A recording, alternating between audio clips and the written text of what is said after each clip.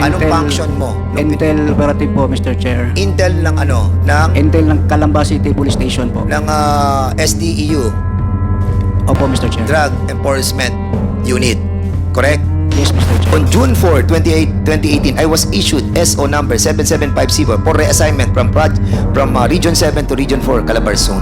Yes, Mr. Chair. That's the special order, Mr. Chair. Yeah, special order. Yes po, Mr. Chair. At ang sinasabi mo, nandun ka sa assumption ni Colonel Garma.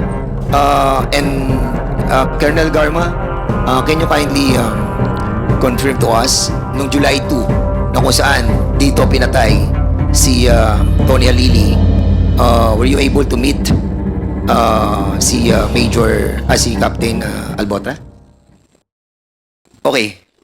So we have invited, Mr. Chairman, also the mga PNP sa Los Baños. Yung ating pong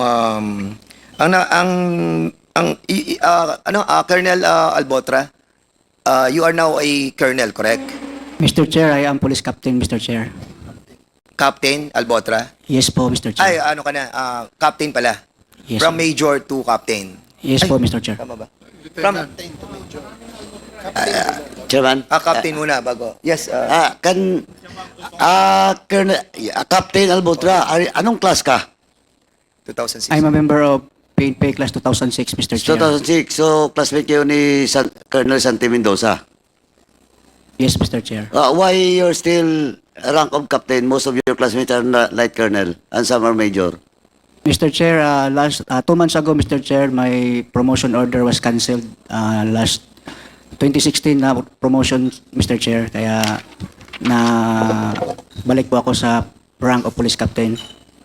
You're demoted.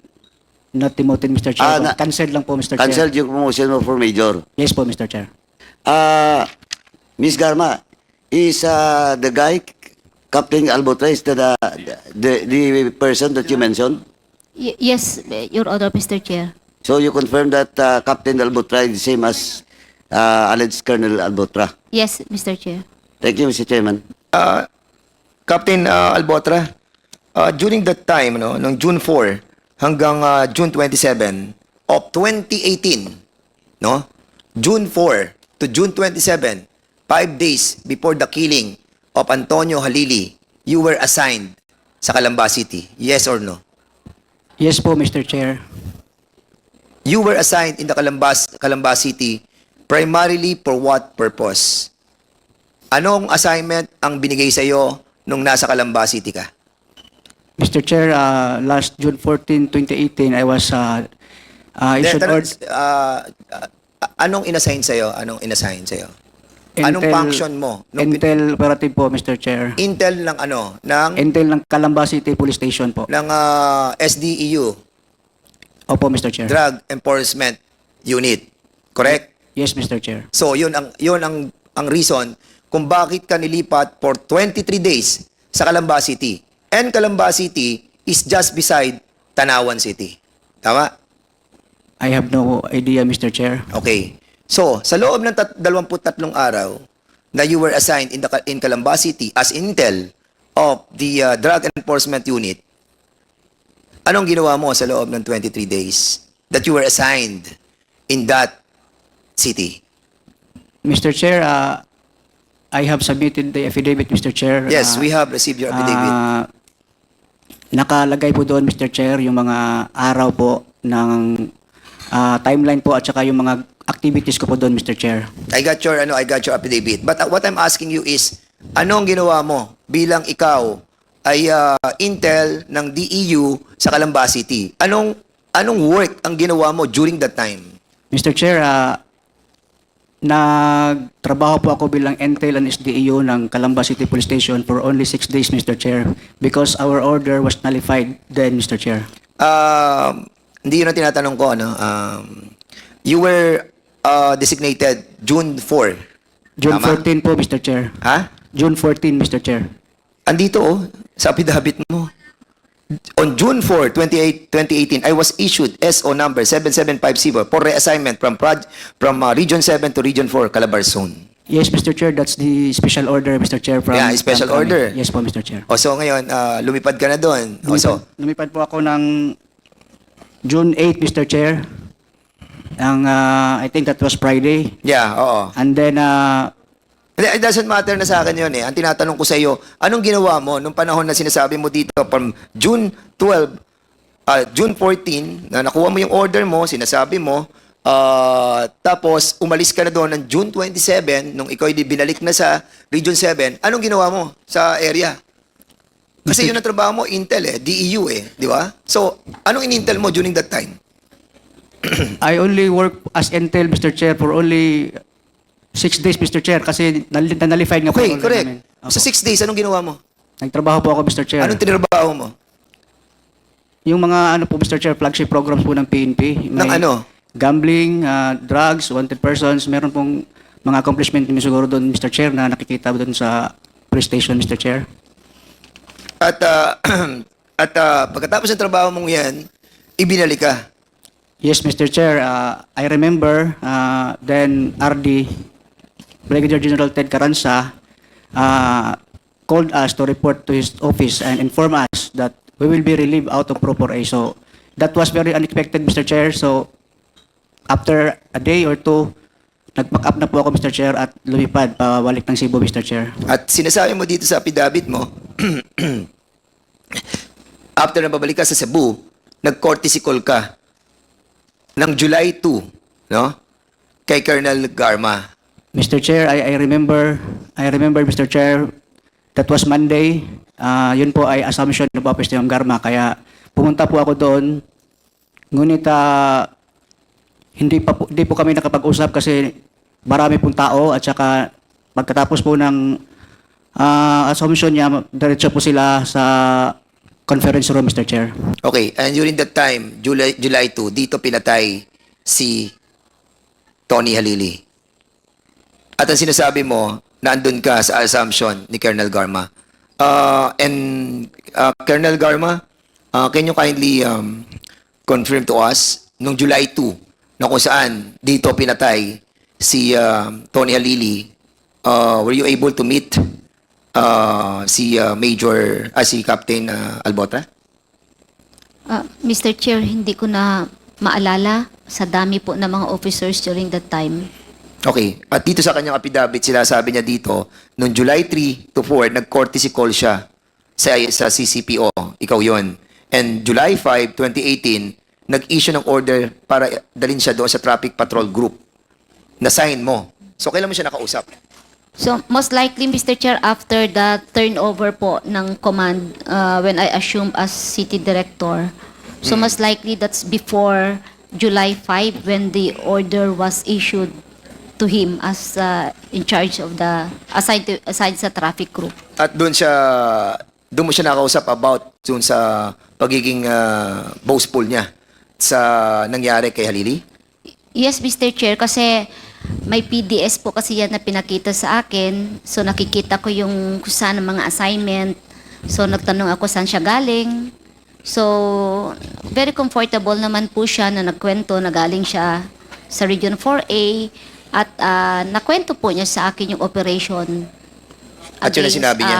Yes, Mayor Halili. Anong pagkakasabi niya, That GM? he is part of the said operation. Hindi naman niya sinabi siya ang bumaril or something, but the fact na sinabi niya he's part, I assume na merong Kinalaman? trabaho. Yes, sir. And mga ganyan kasing trabaho, compartmentalize po yung work. So, hindi na rin po ako masyadong nagtanong. Asang alam ko lang, nakwento niya, sharpshooter po yung bumaril. So, Captain Albotra, do you confirm that nagkaroon kayo ng usapan sa kanyang opisina? Sigurado nag-usap kayo, Mr. Chair, kasi ako po ay nagko-courtesy call, but never did I remember saying something, anything like that, Mr. Chair. Captain Albotra, remember, you are under oath.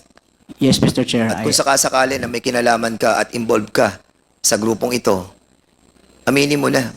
Kasi darating ang panahon, hahabulin ka ng pagkakataon, maniwala ka sa amin. Marami na kami napatunayan sa kongresong ito. Marami na kaming napatunayan noong paman. Hahabulin ka namin kung talagang involved ka. Maniwala ka sa amin. Can I say something, Mr. Chair? Go ahead.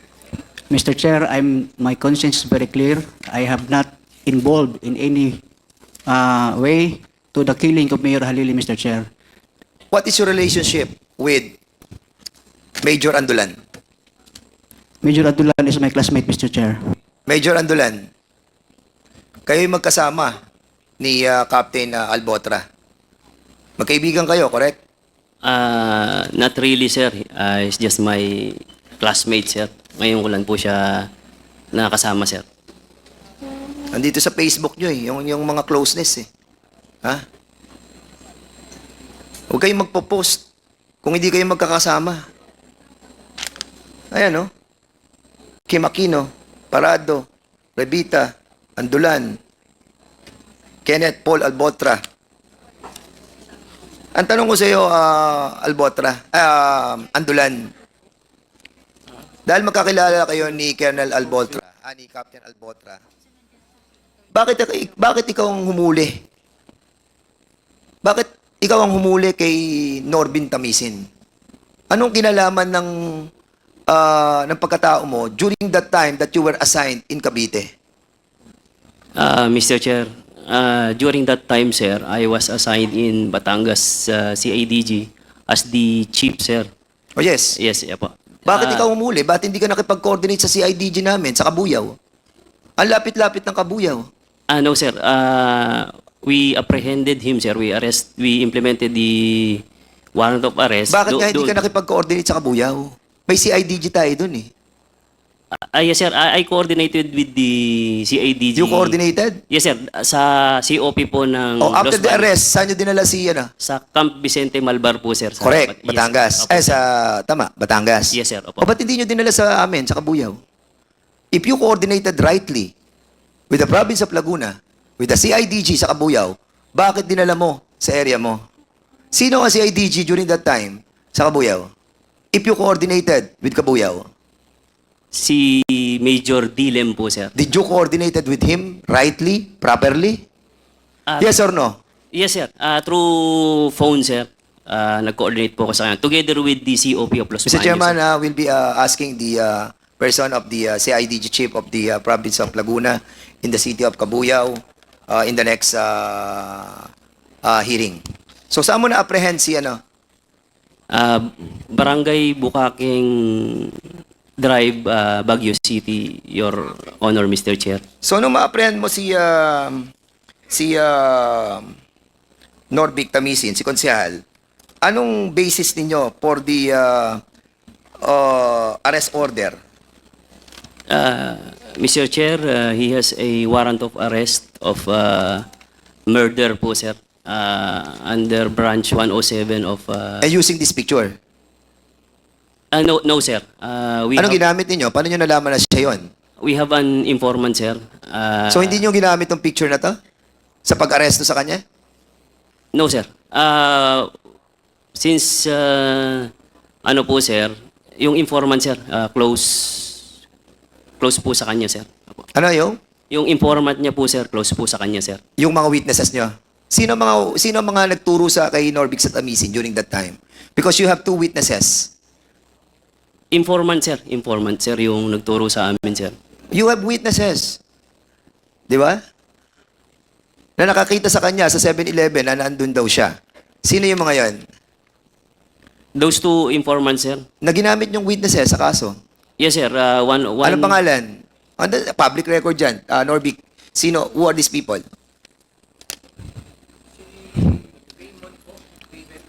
Raybel.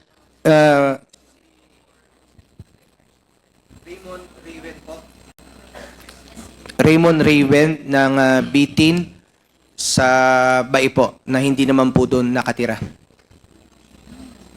And these are the people that you have trusted in trying to find out that this person is the one who is being accused of. Tama? Mali? Yung taong sinabi mo kanina, yung dalawa. No, sir. So ano naging basis nyo? Yung sabi mo, yung witnesses, The yung basis dalawa. of the first is the warrant of arrest, sir. And then, sir, may pointer po kasi kami na close po sa kanya, sir. Dalawa po yun, sir. I can give you names to, kung if you allow it, sir, to have Sige, an please, give us the executive name. session, ano. sir. And also, pareho siya doon sa kaso na final against against Norbin Tamisin. Tama? Yes, sir. Opo. Informant lang, sir. So, yung sa amin, sir, sa implementation lang po of the warrant of arrest from Tamisin. And, What is your relationship with the former General Bato? For 2016 to 2018, sir, is my chief PNP that time, sir. No, I mean your personal relationship with him. Wala po, sir. Wala po kaming personal. Hindi po ako na-assign ng Davao. Hindi Sa po anak ako- niya, na-assign ka? During my tenure Yes or as- no? Yes, sir. Sa PNPA, sir. When That I- is your relationship. Na-assign ka sa anak. I'm asking you, ano relationship mo eh? Sabi mo, wala kang relationship. Because ikaw ang pinagbantay sa anak ni General Bato na nag-aaral pa yung anak niya sa PNPA. Yes or no? No, sir. Prior to my assignment there, sir, doon na po ako na-assign, saka pa lang po pumasok yung Sa anak niya? Opo, sir. Opo. How many years ka na-assign sa anak niya? I was assigned in PNPA, sir, for 2 years po, sir. Okay. Opo. Sige, thank you so much. Kay Garduque, asan si